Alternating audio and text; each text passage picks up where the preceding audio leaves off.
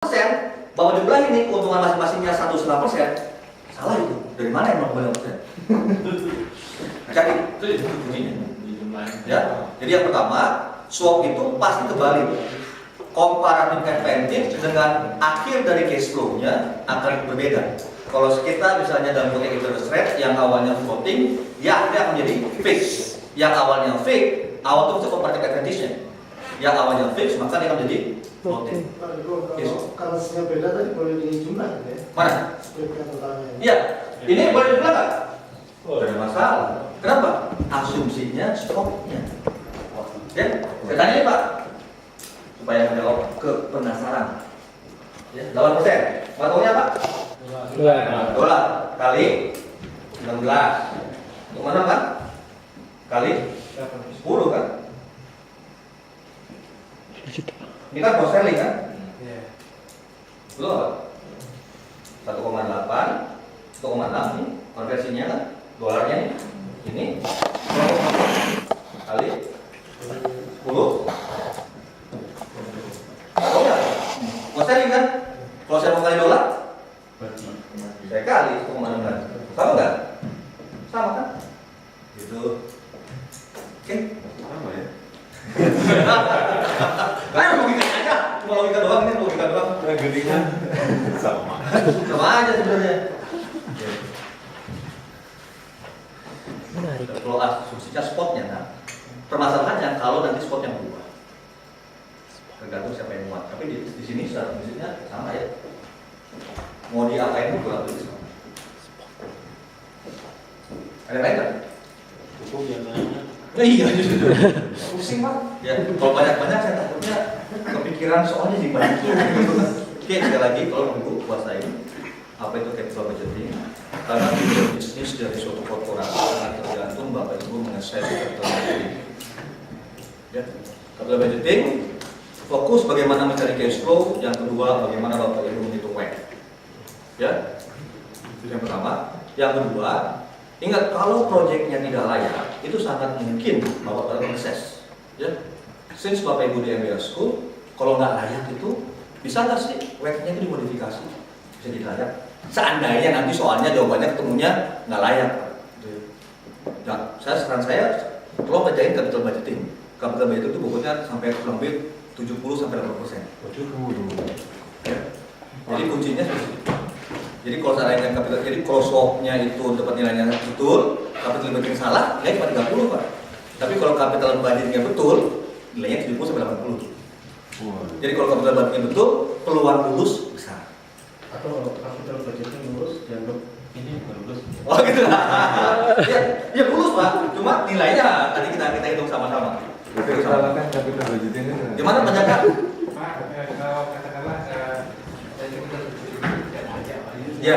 Apa menyarankan bisnisnya Iya. yang namanya capital budgeting kan kalau NPT-nya kan bisnis Pak. Iya.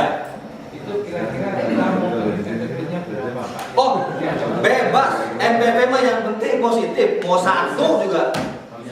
Sayang dong. Hah? Jangan bikin susah-susah. Bapak lihat, jangan untuk 0,1 boleh. Ya saja, minimal. Untuk yang stok 1,6 itu nanti digunakannya cuma di Mana? yang stoknya 1,6 tadi?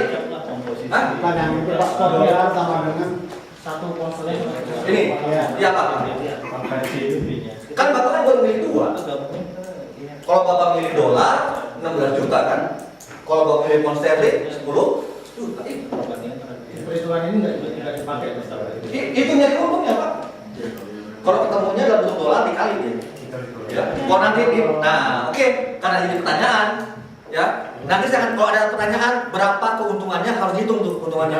Oh, ada di situ. Ya, karena tadi tanya Pak, terima kasih Pak mengingatkan saya. Wah, ini nih. Mari kita pulang.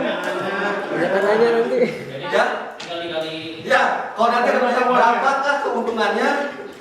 Berarti nilai yang Ya, tinggal dikali dia mata uangnya berapa, dapat presentasi keuntungannya berapa dikali. Ya, karena terima kasih Pak, senang mengingatkan. Jadi saya tambahin pertanyaannya di berapa keuntungannya gitu kan. Ada langsung.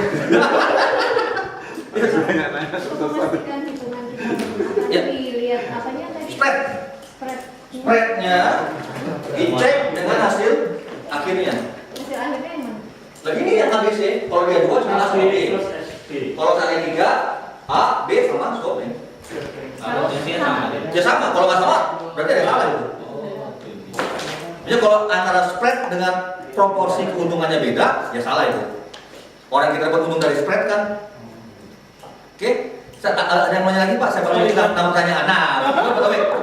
Yang A itu kan keuntungannya dalam pound sterling. Ah. Yang B itu dalam dolar. Ya. Berarti tinggal ngalihin aja. Yang mananya? Itu kan 10,8%. Oh ini, kan tadi udah jelasin Pak. Mau dikonversi itu sama aja. Yang atasnya? Oh. Apa mau dihitung satu nanti? Boleh kan nanti tolong hitung satu-satu dalam pound sterling berapa kalau beda, gitu kan? Dalam dolar berapa? Begitu aja. Itu aja. Oh, ngerti, Pak. Pak itu keuntungan. Saya senang-senang aja Pak, nambah-nambahin jawaban pengalaman ya kan. Jawaban banyak, tetap aja 30%. Ya.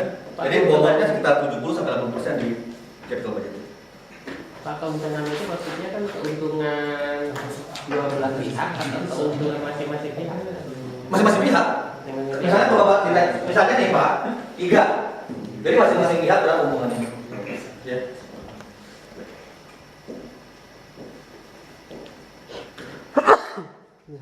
Oke. Itu dihitung namanya 1,6 itu Pak. Wah. Yang misalnya A sama B. Tadi kan untuk memastikan yang split sama dengan juga keuntungan. Iya. Ini kan gini nih tadi pertanyaannya. 9,2 dalam bentuk kan dolar. Sama nggak sih kalau dia 8%-nya dolar, 1,2-nya pound sterling? Sama nggak? Beda. Hah? Hah?